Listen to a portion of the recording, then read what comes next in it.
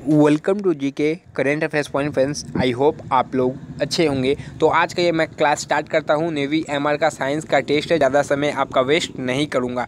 Channel को subscribe करना आपका काम है। यदि आपको एग्ज़ाम क्वालिफाई करना हो तो चैनल को सब्सक्राइब कर लीजिएगा, बेल आइकन प्रेस कर लीजिएगा।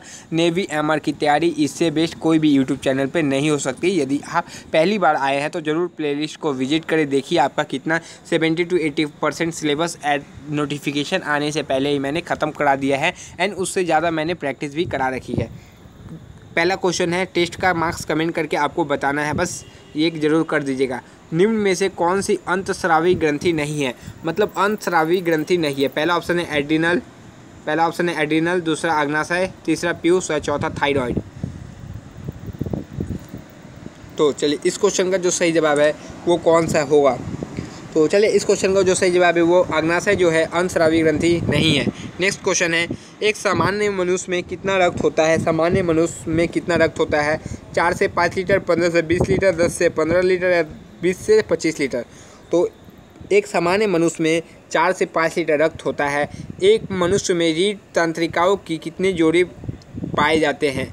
रीढ़ तंत्रिकाओं के कितने जोड़े पाए जाते हैं? 31, 12, 17, 10 जोड़े। तो इसका सही जवाब क्या होना चाहिए? चलिए इस क्वेश्चन का जो सही जवाब है वो क्या है? एक मनुष्य के रीढ़ तंत्रिकाओं में 31 जोड़े तंत्रिकाओं में रीढ़ के पाए जाते हैं।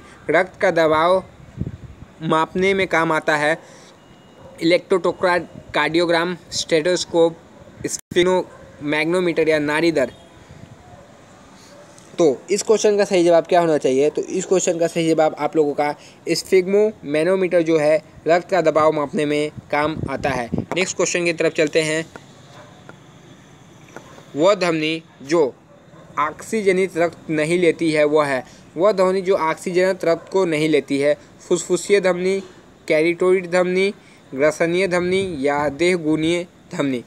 तो इस क्वेश्चन का जो सही जवाब हो जाएगा वो क्या होगा? मतलब जो ऑक्सीजनित रक्त को नहीं ली जाती है वह है फुसफुसीय जो धमनी है, ऑक्सीजनित रक्त को नहीं ले जाती है। निम्न में से किस विटामिन में धातु है? मतलब धातु कौन से विटामिन में है? Most important question. B2, B6, B12 या एक और है विटामिन के। तो धातु होती है किस में? विटामिन में धातु होती है। तो इस क्वेश्चन का जो सही जवाब हो जाएगा वो क्या होगा? किस में होती है धातु? तो वह विटामिन B12 का रासायनिक नाम कमेंट में कई बॉक्स में ज़रूर बताएं आप। निम्न में से कौन सा पुरुषत्व विटामिन के रूप में जाना जाता है? पुरुषत्व के विटामिन के रूप में जाना जाता है vitamin A, vitamin C, vitamin E, vitamin K. चलिए इस क्वेश्चन का सही जवाब क्या होना चाहिए? तो कौन सा विटामिन पुरुषत्व विटामिन के रूप में जाना जाता है? तो उस विटामिन का नाम क्या है? तो उस विटामिन का नाम है विटामिन ई, जो है पुरुषत्व के नाम से भी जाना जाता है। नेक्स्ट है, निम्न में से कौन सा विटामिन अपने रासायनिक नाम से नहीं जुड़ा है? तो विटामिन का जो रासायनिक नाम है याद कर लीजिएगा, मैं एक वीडियोस में इसको अच्छे से करा दूंगा विटामिन के बारे में। विटामिन ए का है रेटिनॉल, विटामिन सी का है एस्कॉर्बिकम, विटामिन ई का है पायरिडॉक्सिन या विटामिन डी का कैल्सिफेरॉल। तो कौन सा ऐसा नाम है जो रासायनिक नाम उसका गलत है? तो चलिए इस क्वेश्चन का सही जवाब क्या होना चाहिए? चलिए बताता हूँ। विटामिन ए का रासायनिक नाम रेटिनॉल है, विटामिन सी का एस्कॉर्बिक है, विटामिन डी का कैल्सिफेरॉल है। विटामिन ई का जो रासायनिक नाम है वो पायरिडॉक्सिन नहीं है। शायद इसका रासायनिक नाम विटामिन ई का टोकोफेरॉल है। एक बार इसका रासायनिक नाम आप कमेंट बॉक्स में बताइए, क्या टोकोफेरॉल विटामिन ई का रासायनिक नाम है? मानव में लाल रुधिर कणिकाओं का जीवन काल होता है। तो मानव में जो है लाल रुधिर कणिकाओं का जीवन काल कितने दिनों का होता है? तो इस क्वेश्चन का सही जवाब आप लोगों को तो बहुत अच्छे से पता होगा। 80 दिन, 120 दिन, 150 दिन या 180 दिन। तो इस क्वेश्चन का सही जवाब आपको देना है, तो आप इसे कमेंट बॉक्स में दे सकते हैं। क्या दे सकते हैं? छोड़िए मैं आपको बता दूं। तो इस क्वेश्चन का जो सही जवाब है वो क्या है? 120 दिनों का होता है। नेक्स्ट क्वेश्चन देख लीजिए। निम्नलिखित में से कौन सा एंजाइम लार में पाया जाता है? लार में कौन सा एंजाइम पाया जाता है? यदि आप लोगों ने मेरे पिछले टेस्ट को दिया होगा तो इसे आप लोग बहुत अच्छे से बता सकते हैं। यदि नहीं दिया हो तो कैसे बताइएगा।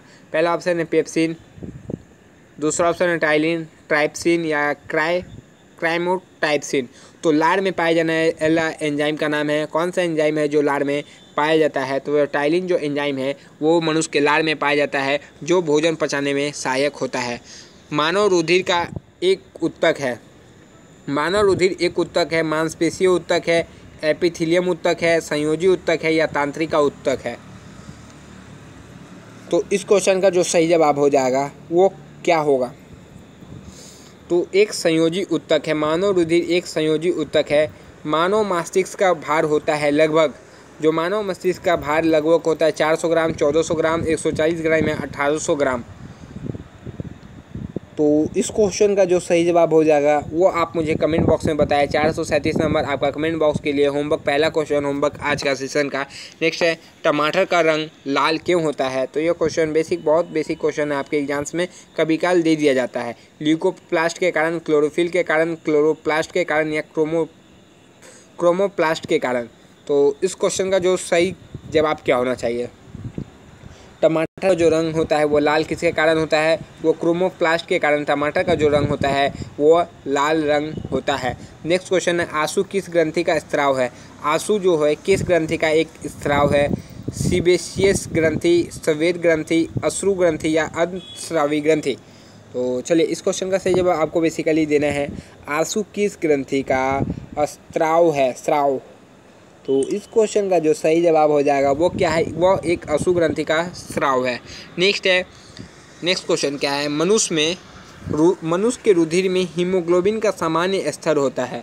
तो मनुष्य के रुधिर में हीमोग्लोबिन का सामान्य स्तर होता है 10 ग्राम प्रति 100 मिली रक्त, 13 ग्राम प्रति 100 मिली रक्त या 15 ग्राम प्रति 100 मिली रक्त या 18 ग्राम प्रति 100 मिली रक्त। तो मनुष्य के रुधिर में हीमोग्लोबिन का सामान्य स्तर कौन सा रहता है? इस क्वेश्चन का सही जवाब हो जाएगा 15 ग्राम प्रति किलो प्रति मिली रक्त पाया जाता है मनुष्य के रुधिर में हीमोग्लोबिन का सामान्य स्तर। नेक्स्ट है, दाद का कारण है, दाद खाद्य खोजली। ये तो आप लोग जानते हैं, फंगस टाइप को उसको बोला जाता है, विषाणु, फफूंदी, जीवाणु या इनमें से कोई नहीं।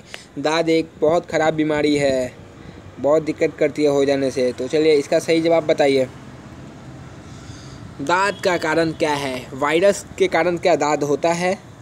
जी नहीं, फफूंदी के कारण दाद का होता है।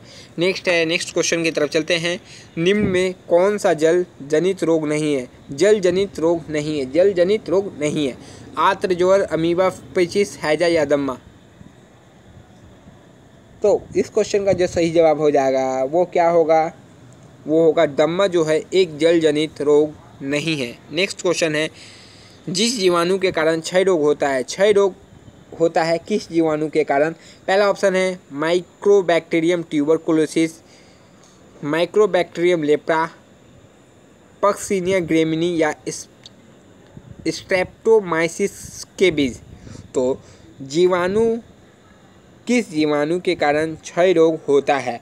तो इस क्वेश्चन का बेसिकली जो सही जवाब हो जाएगा वो क्या है?